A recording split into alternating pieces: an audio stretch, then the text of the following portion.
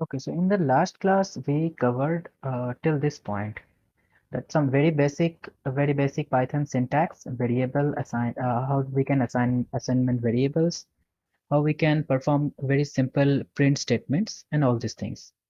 In today's lecture, we will cover some standard data types in Python, data type conversion, how we can convert integer to a string, and like from a string we can convert a variable to an integer and like that. Then we will study a little bit about import statements. Import statements are really very important in order to import some libraries or some modules into our code. Then we will learn about operators, the very basic operators, and we will have definitely some coding illustrations each and every day, as we had in our last session.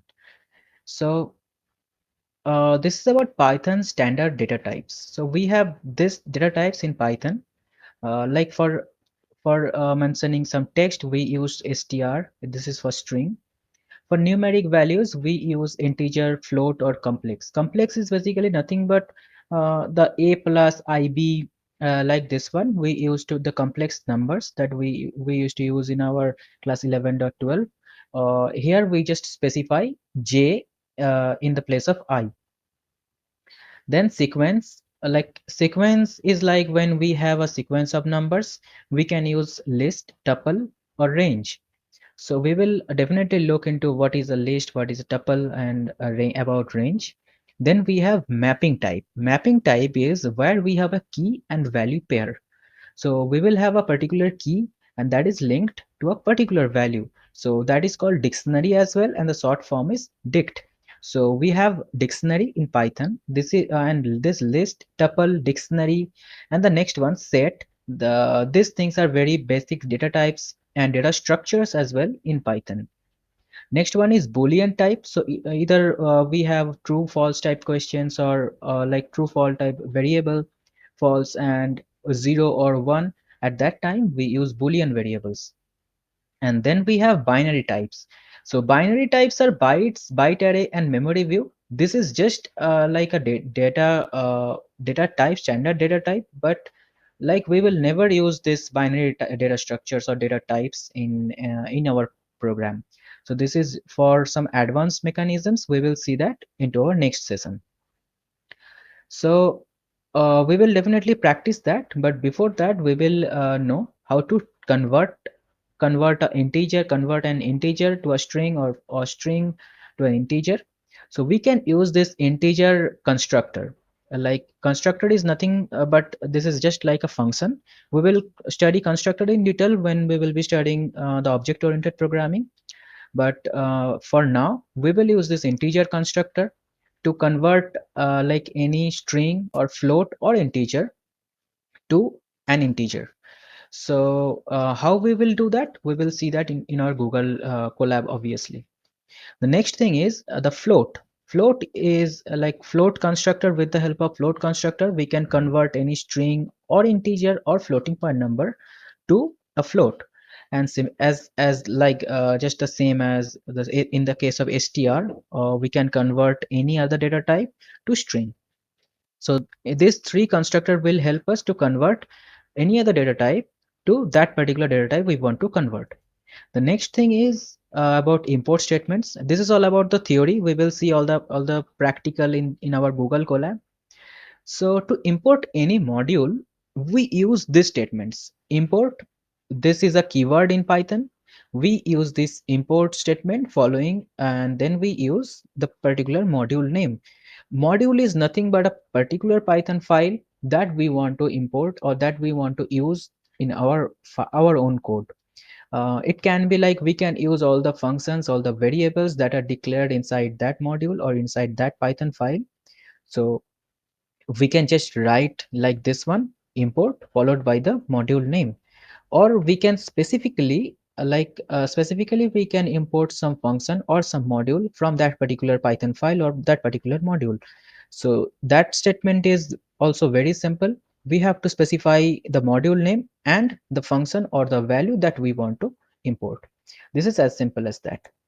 Okay, so then about some very basic operators, we have arithmetic operators, comparison operators, assignment operators, and logical operators in Python.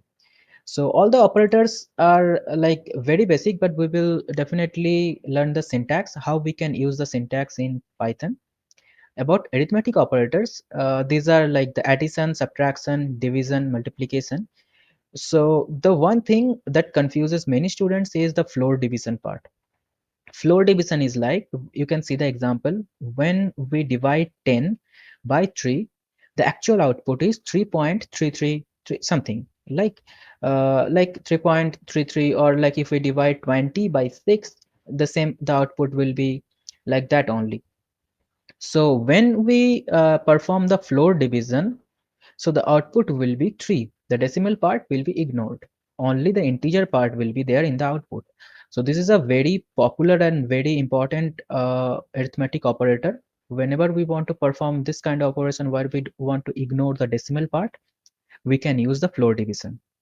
The other things are like very clear, and also there is like exponent. If we want to calculate the power of any number, a power like to the power 2, to the power 3, to the power half, and whatever we want, we can use this exponent operator. Okay, the next thing is comparison operator. So comparison operators are like whenever we want to compare two operands and we want to return the boolean value, then we use comparison operator. We have double equal to, less than equal to, this is exclamation mark, less than equal to, and less than sorry, not equal to, I'm really sorry, this is not equal to, and less than equal to, greater than equal to, or like greater than, less than. We have all the comparison operators right here. Then we have assignment operators. Assignment operators, the first and very basic assignment operator is equal to operator, where we will just assign the value that is on the right hand side to the left hand side. To the left operand, we will assign the value of the right operand. Here, the plus equal to is the short form of a equals to a plus b. Minus equal to is exactly like the this one, and all the values will be, and all the operators like these are the shorthand operators we can specify. Plus equal to, minus equal to, even the floor division equal to, and this means a equals to a floor division b. So this is sometimes that this may be a little bit confusing, but this is really very easy and very simple. Okay, so the next thing is about logical operators. What are logical operators? So whenever we want to perform any logical statements, so we had logic gates in our physics in class 12th, I think. In class 12th, we had logical AND gate, OR gate, NOT gate. So this is also very similar to that. So when we have two expression, and we have to calculate whether both the expressions are true, and then the entire condition will be true. At that time we will use AND. When we want to if there is such a case that one of the expression is true, then the condition will be true. At that time we will use OR, and NOT is used to negate the expression. So in other programming languages, to mention AND, we use double ampersand operator. Double ampersand or AND also we specify. We use that syntax, but in Python we can simply write AND in English, and this will serve our purpose. In other programming languages as well, to specify OR, we use pipeline, but in Python we just have to specify this OR in English, and this will serve our purpose. So this is really very very easy. This is why this is very user friendly, and any layman can understand the syntax and whatever is written there very easily. So this is all about logical operators. So now we will see some coding assessment, and we will practice all the coding assessment. So this was the last lecture's coding assessment. Today is our day 2, and we will create a simple code here. So the first thing, before introducing to operators and data types, all these things, I want to mention one very specific kind of print statement. This is called F strings. Let me write it here. F strings. F strings are very useful. Whenever we want to whenever we want to print the variables and the strings in a same line, so these things will be really very useful to you. And like let me show it with the help of an example. So suppose we have a variable a is equals to, this is a string,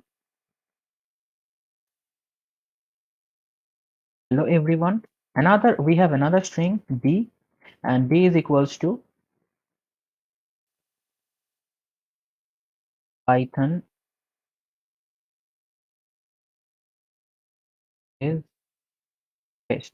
So we have these two strings, and if these two strings are actually the value of this a variable is this string, because Python is a dynamically typed language. A vari a variable will automatically be this will contain the value this one, and b variable will automatically contain the value this one.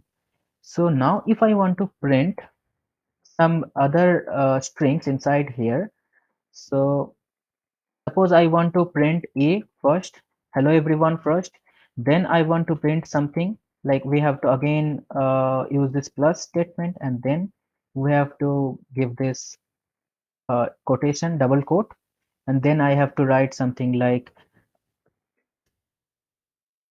how are you. Then again I have to close the I have to close the double quote, and then I have to again give a plus. Again I have to open the double quote. Then I can write like anything, whatever we want to write. uh,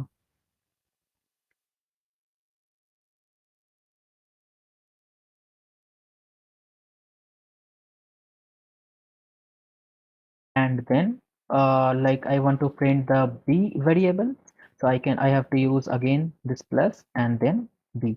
So this is a complex statement. We have to use this plus double, we have to open the double quote, we have to close the double quotes, and again we have to use this plus like this one. So this is really very complex. So just wait for some more seconds to execute this one. Yeah, so you can see the statement is printed successfully. Hello everyone, how are you? We have many languages, Python is best. So this is printed successfully, but the thing is, we have to take care of many things. This plus, this double quote, the opening and closing of the double quotes, again plus, again these things. So to get rid of this complex structure, what we can do, we have something called f strings. So I can just write print statement here, and I can open, I will open this double quotes, and before opening the double quotes I will specify a if here. I will specify just a if here, and then I will write whatever I want to write, like just like this one, how are you. Then I will give here a curly braces inside this double quote, and I will just write the variable a. Again I will write, again I can write anything. We have many languages, and then I can again, so whatever the variable is, whatever the value of the variable will automatically be fetched here. So then I can run this one, and you can see. So this simple is very simple. So if suppose we have, if suppose the variable of b is not a string, suppose the value of the variable b is 10. So then if I execute this one, this will throw an error because we cannot concatenate a string with an integer. This is a string and this is an integer. The value of b is an integer. So let me comment this one. We can use comments to stop executing. So now if I run this one, you can see this will generate the right output. We can also do this right here as well. So at that time, we have to specify a comma right here. If I now execute this one, this will again give me the same output, but in this kind of syntax we have to take care of different things. like the opening and closing of the double quotes, where we have to specify plus, where we have to specify comma. But in H strings, it is really very, very simple and very, very useful for us. So when we will be developing actual web applications, we using Python, or we will be writing the codes for machine learning algorithms, at that time, we will be using this H strings a lot. So there is something else called like the format, like this one. We can specify this one like, suppose I have two things, and I have two variables, like this one. We are something, and we are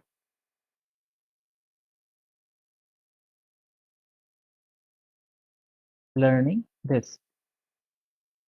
So, and then after this double quotes, after the double quotes, I can specify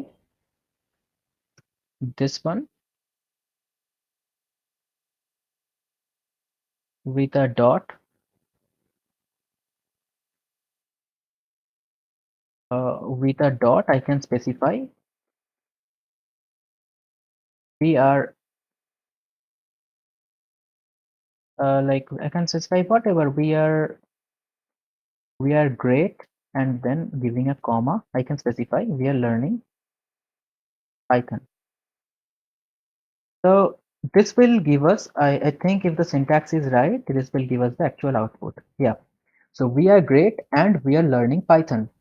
So this will fetch the values from this format. So this is also a type, this is also like a print statement where we can specify the type, and also the index number of this grade is 0 and the index number of this Python is 1. So if I specify the index number here, by default it is 0 and by default it is 1. So by default the index number are like this, but if I specify 1 here and 0 right here, then you can see the output will change. So we are Python and we are learning great. So by default the index number is in that particular sequence, that in that sequence we have written, but we can explicitly specify the index number as well. Okay, so let me execute this one once again. Now let me create another cell, and here we will be learning the data types. And we will be seeing a lot of examples, like a is a variable, suppose, and a contains hello. So we can see the type of this variable. We will at first print the value of this variable, and we can print the type of this a variable. And if I execute this one, you can see this is a the hello, the value of the variable is hello, and the class is string. The type of the variable is, this is a string. So suppose I have another variable a is equals to 90. I will print the same thing. I will print the value of a, and then I will print the type of a. So if I execute this one, you can see now this is an integer. I will do the same thing. I will copy it and I will paste it right here. Let's make it 20.5. So if I now execute this one, you can see the type is float now. So now this integer, these things are very common, and these things are very like very common to all of us. There is one more like variable, one more like data type that we have declared is complex. So a is equals to, suppose, 1j. We specify complex numbers using j right here. So or we can specify something like 10 plus 10 plus anything, whatever we can think, 10 plus let's say 5j. I will print a and I will print b. I will print the value of a and I will print the value of b, and then I will print no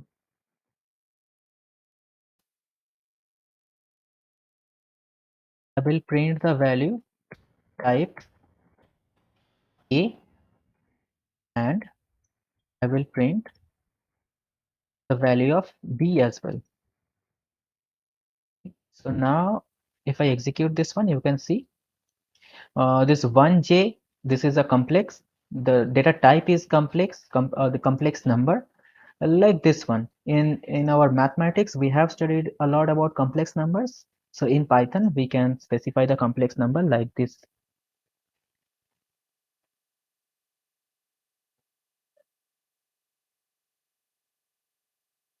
Okay. So there are some other classes as well. I will discuss about the list tuple set dictionary, that how we can write. This is a very basic introductory in this session. We will learn about the data types in a very introductory way, but we will study the data structures in detail as well. So let's say I have a list one. So list is a keyword. You can see by the syntax highlighting, list is a keyword. So we cannot use this as a variable name. So I will use list one, and I can specify the list just using the square brackets. So I can specify like 10, 20, 30, and 40, and whatever element we want, I can just print this one, print the list, and I can print the type of the list, type of the list one. Let's execute this one. You can see the list is printed successfully, and the type of the list is, this is a list type, like list type data type. So in Python, in list we can like have any data type. So this is integer, but we can like specify strings, floating point numbers, or boolean variables, or whatever we want inside lists. So let's take another example. Here I am specifying 10, India as another string, and I'm specifying 5.5. This is a floating point number. And then let's say I'm specifying 20, another integer, and true. True is a boolean variable.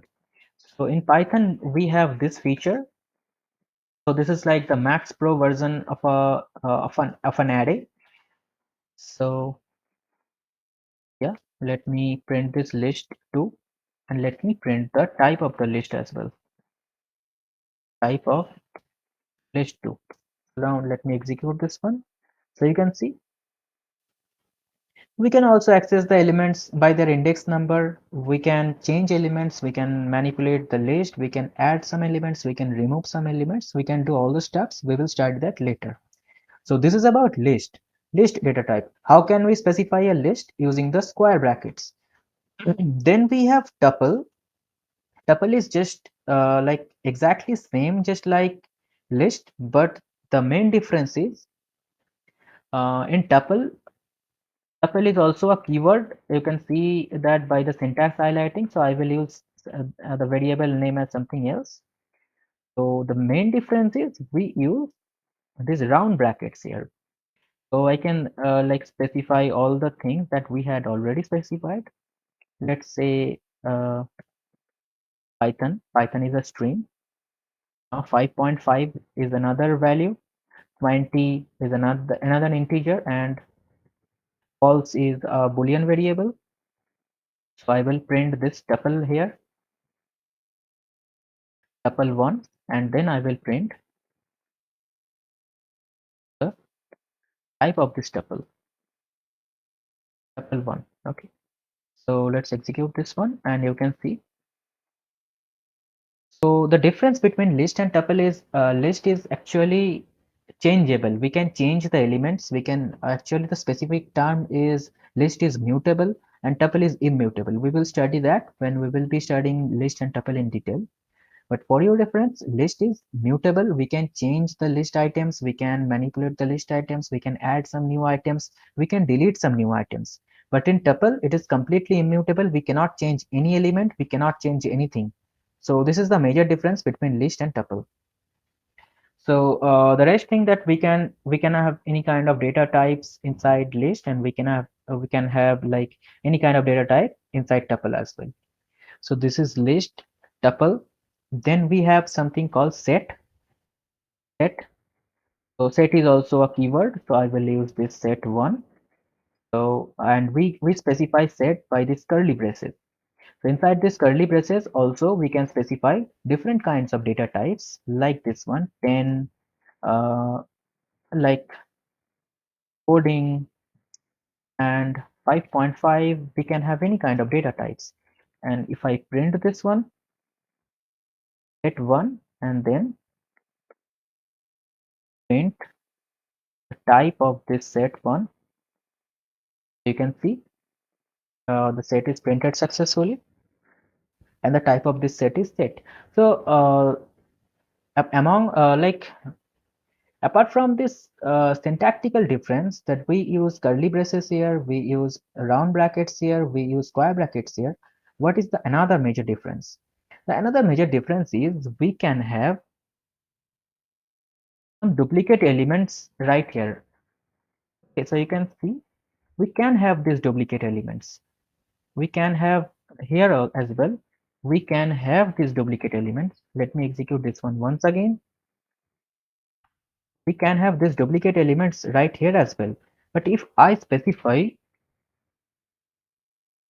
10 right here, and if I execute this one, you can see 10 is printed only once, where I have like I have given 10 three times. So here is the 10 and here is 10. So the major difference is in list or tuple, it is duplicate elements are allowed, but in case of set, duplicate elements are not allowed.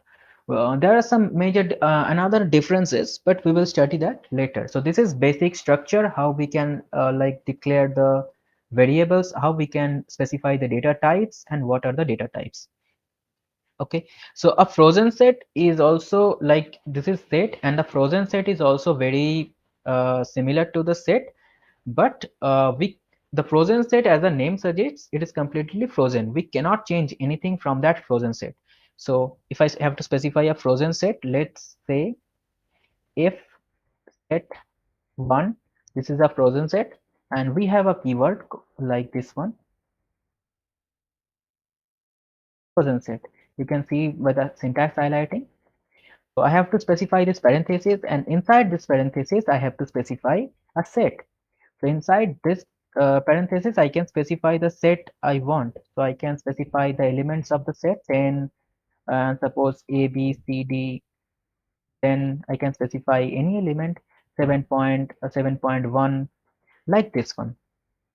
And now, if I print my frozen set, and if I print the type of this frozen set,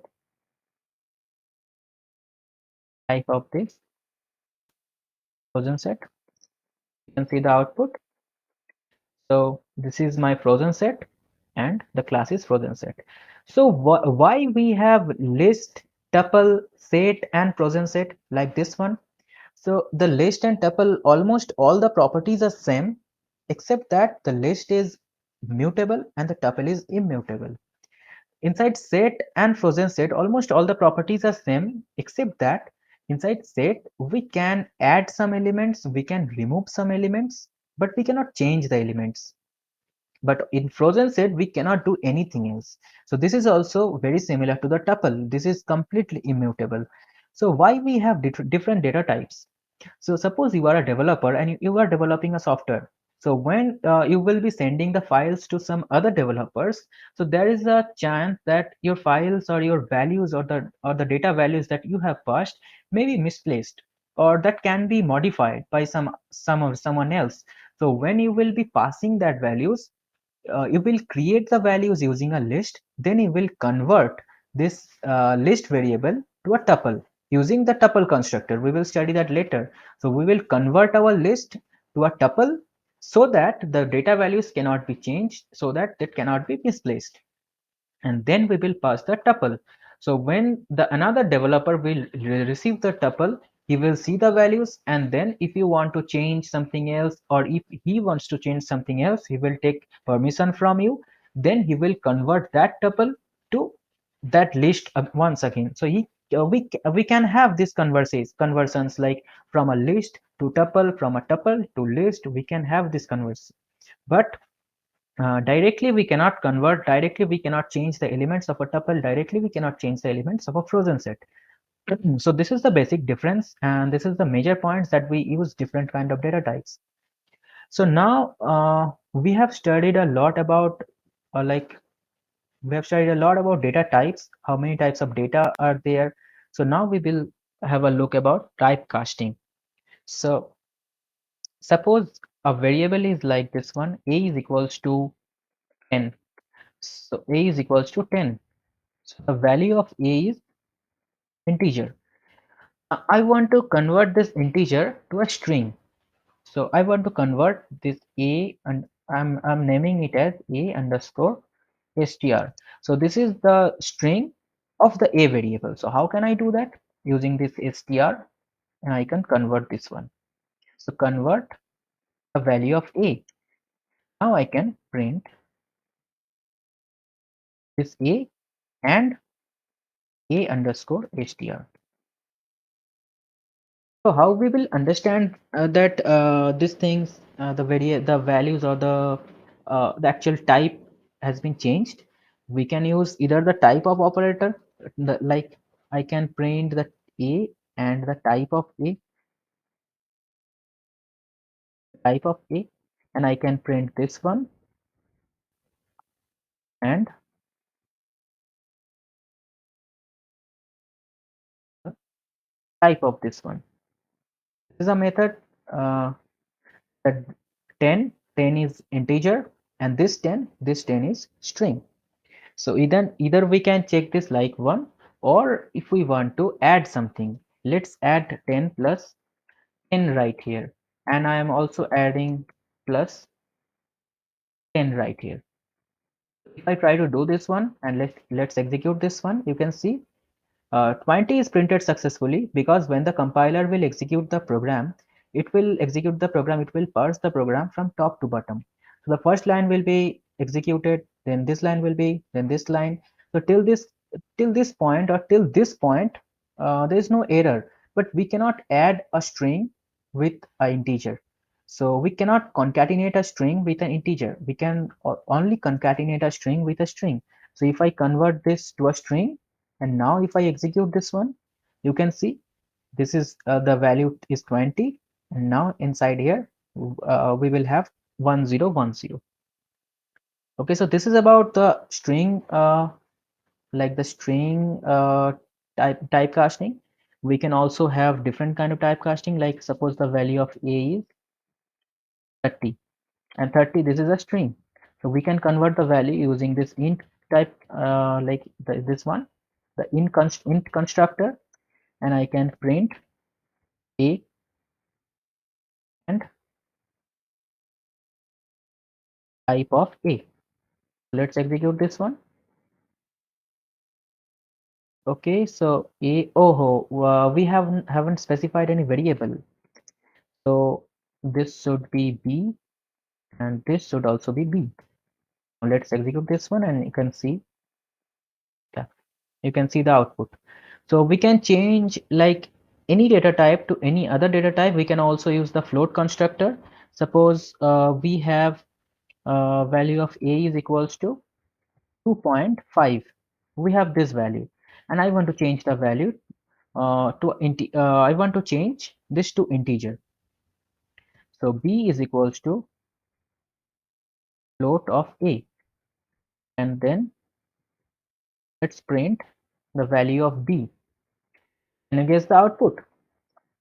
So yeah, the output is 2.5. Okay, I'm changing it to float. I want to change it to integer. So yeah, you can see the output. Output is 2. The decimal part is ignored. And suppose we have, and suppose just like this one, we have a equals to 10 and b is equals to float of a, and then I'm printing value b. So now let's execute this one. You can see The 10.0 is right here. So just like this one, just like these examples, we can convert any data type to any other data type. So this is all about the data types and typecasting. So now we will look into a very important concept, like uh, and also, yeah, there is another one more thing, that is the import statement. So in Python, especially in Google Colab, there is no need to install anything to your own machine, to your local machine. All the files or all the modules are already there in Google server. So we can just import the files to our like our code or our workspace, and we can start writing code. So this is a very great feature of Google Colab. But if you are using any other IDE, or you are using any other Jupyter notebook or like that one, at that time you have to install any other module to your own system. So suppose I am importing random module. So I have specified the like how we can specify, how we can write or how we can import any module to our own system. So this is the basic syntax how we can import a statement. I have imported the random module. Random module is basically used to like when we want a random input or when we want a random variables. So random numbers. So at that time we need random variable or the random module. So the basic syntax is just like this one. I want to print a random number. So random, random. I want the random number. So let's execute this one at first and see what's the output. So the output is this. And if I execute again this one, the output will change. So this will give me the output from 0 to 1. This will give me the output from 0 to 1. Let's say I am changing this to random integer. So at that time, I have to specify, okay, the random integer. So at that time, I have to specify, you can see, I have to specify some positional arguments A and B, like from where to where. So I want from 0 to 9, let's say, from 0 to 9. So now let's execute this one. You can see the first is 0. And if I execute this one once again, there will be a random output 5, there will be one random output 6, any random output, or let's say I'm giving it to 0 to 90. Okay, so now the output will be really very random. So just like this one. Okay, so this is about the random module, or how we can import any module to our own system, or to the Google Colab, the workspace we are working. Now we have the conditionals. This is the part 3. We have conditionals in Python. So till this part, I hope it's clear to you. This is very basic concepts. If you have any doubt, you can ask me. Then we will start the conditionals part.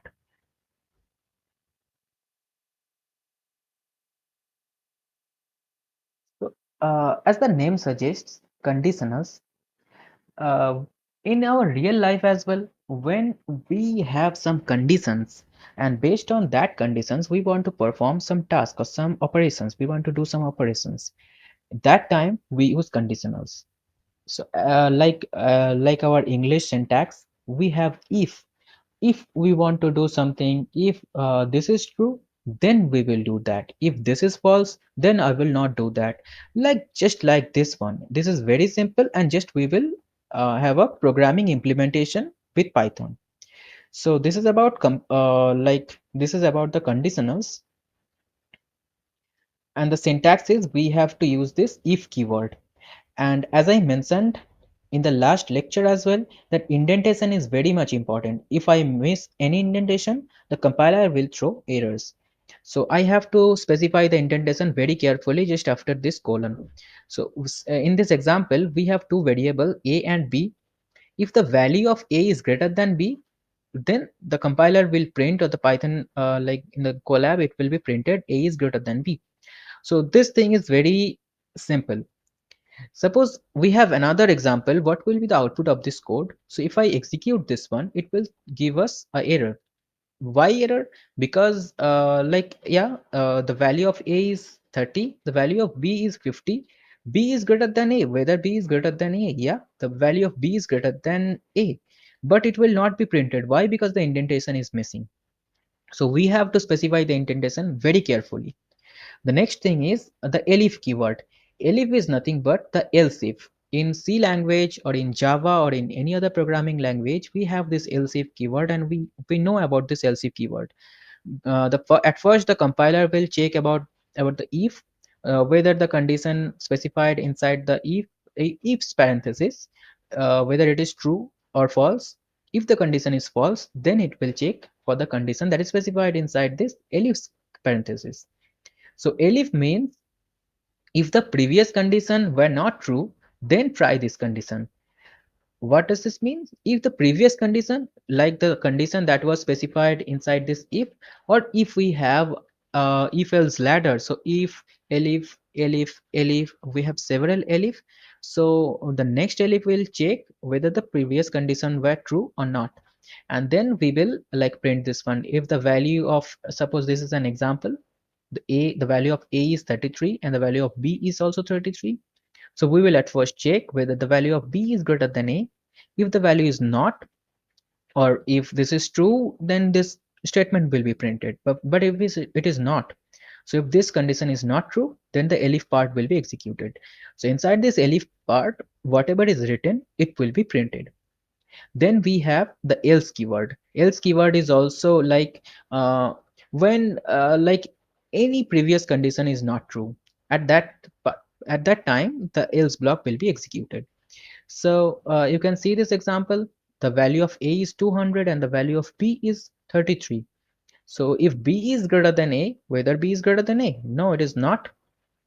Elif, we will check A is equals to B.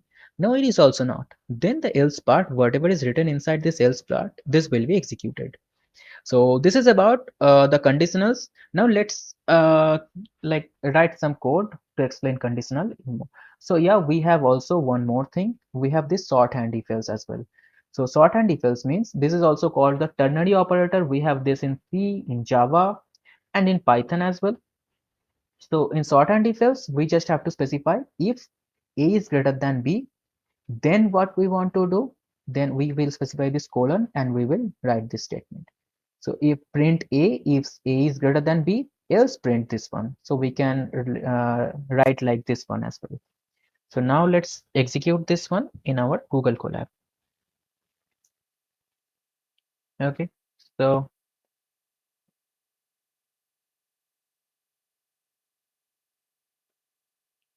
like this one, we have two variables. A is equals to 500, B is equals to, let's say, 5. So I will check if B is less than A. I will print A. Let's say I will print A, and else I will print. I have to specify this indentation and I have to specify this colon. Without this colon and without this indentation, the compiler will throw error. So uh, if this, I will print B. Okay. Okay, let's execute this one. You can see the output is A. Why? Because B is less than A. Definitely the condition is true. So this thing will be executed. So if I change this operator and let's execute this one, you can see now the output is B. So let's miss this indentation and now run this. You can see expected and indented block. So if I miss any indentation, it will throw some error. Okay, and also if I have specified the indentation correctly, but I have missed this colon, at that time also invalid syntax. The correct syntax is we have to specify this colon as well right here. Yeah. So now this is the very basic syntax. So I will like jump into a program, and the program is the grade card program. is a very popular program. Whoever is learning the conditionals for the first time, or uh, in any language, like not in C, Java, but if you are learning Python for the first time, so it is a very popular example. So it will like clear all the concepts regarding this conditionals. Okay, so here I will take input from the user, and I will ask for his or her marks in a particular subject. So when the user will give us some input, we will check whether the number is between a particular range, like from 90 to 100, or from 70 to 80, like this one. So if this falls under any category, we will give the user a grade, that yeah, you are under this grade, you have got this grade, your grade is this. So just like this one. So let's write the code for this grade graph. So I will ask from the user, and I will store the value inside this marks variable input, and I will ask from the user, enter your marks in computer. Okay. So if I write this one, the compiler will ask from the user for his or her marks in a particular subject in computer.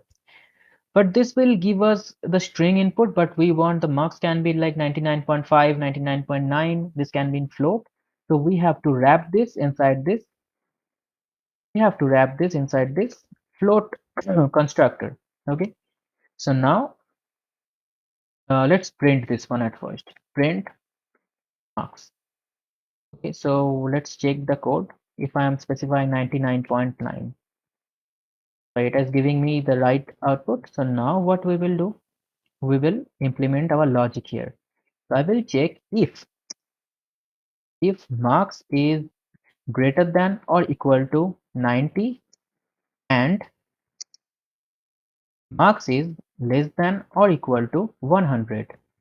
Then what we will do? We will print grade is outstanding. Oh, we will print this one. Grade is outstanding. So the next thing is elif. Elif we will do like if the marks is greater than or equal to 80 and marks is less than 90. Okay. So at the time I will print grade is uh, grade E, extraordinary. Okay, so this should be a string, otherwise this will throw error. Elif marks is, let's say this is greater than or equal to 60 and marks is less than 80. I cannot specify this equal to in here as well, because the equal to 90 condition is specified here also. So I have to specify only the less than. I have to specify only the less than here. Either in the right hand side or in the left hand side, I have to specify the less than or greater than. Okay, so here I will print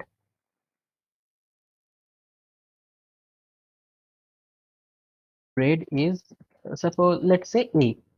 Okay, then in another one, elif marks is greater than or equal to 30 and marks, we can have this ladder as long as we want. Marks is less than 60. I will print grade is B, and then in the else block no, not in the else block, if the marks is like this is for some error handling. If the marks is greater than or equal to 0 and marks is less than 30, then we will print else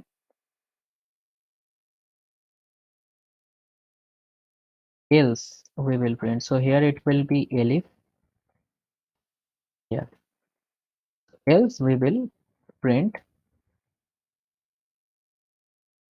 else we will print uh,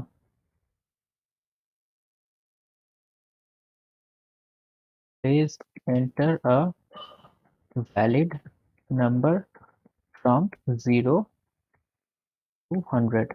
So if suppose the user enters 1000, that is not a valid marks, right? So yeah, this is all about the program. So let's execute this one and see the output. Enter your marks in computer. Suppose I am entering 100. So yeah, it is giving me the grade is O. Okay. Now execute this program once again. I am giving 95. Oh, sorry, because this is a float only. We can suppose we are specifying 95. The grade is O. Now let's enter a random marks like 67. You can see this falls under this category. The grade is A. Now let's execute like I'm giving 1000. Please enter a valid number. Okay, so the spelling of valid, okay, valid number from 0 to 100. If I'm specifying 20, failed. So this is about the grade card program, and this is about how we can implement the conditionals in street. The conditional, the actual structure, the uh, like uh, like the if else ladder, if, elif, and else. The exact structure is right here. Okay.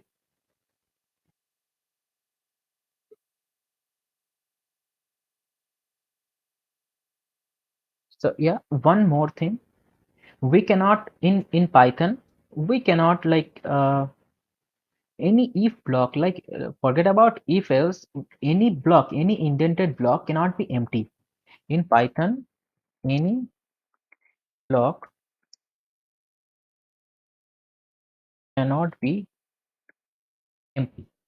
So like any block cannot be empty, whether we are specifying if, suppose we have two variables, a is equals to 200 and b is equals to 50. So we have these two variables right here. Suppose I am checking if a is greater than b, and I'm specifying this colon, and I don't want to write anything inside this like inside this indented block, and I'm writing something else outside this indented block. Suppose I'm writing hello. Okay, so now let's execute this one, and this will give us some error. So expected an indented block. So how we will do that? Suppose if we don't want to write any logic, we just want to write the actual condition that yeah, if like a is greater than b, something will happen, but that something will be done by some other developers. We are writing only the logic. We are writing only the condition. But what will happen after the condition satisfied? That will be written by some other developers. So how we will do that? So there is a keyword called pass keyword. So if I specify this pass keyword and I will execute this one, you can see hello is printed. So the pass keyword will tell the compiler that okay, inside this indented block there is nothing, and you can pass to the next statement. You can pass from right here. So the pass keyword will do nothing, and it will just pass the validation, pass the cursor from here to here. So the past keywords works like this. So when we will be studying the for loops, when we will be looking at the while loop and some other concepts, at that time the past keyword will be very useful, very helpful in the also in the class. And when we will study the object oriented programming, classes and objects, at that time past keyword is really very awesome. Okay, so I hope this is clear to you how we can implement this conditionals, the data types. There are different kinds of data types. We have studied about all the data types like in a very beginner friendly way, in different kinds of data types and why they are different kind of data types, how we can convert the data types, and we have studied about them a lot. So this is all about today. So if you have any queries, you can ask me now.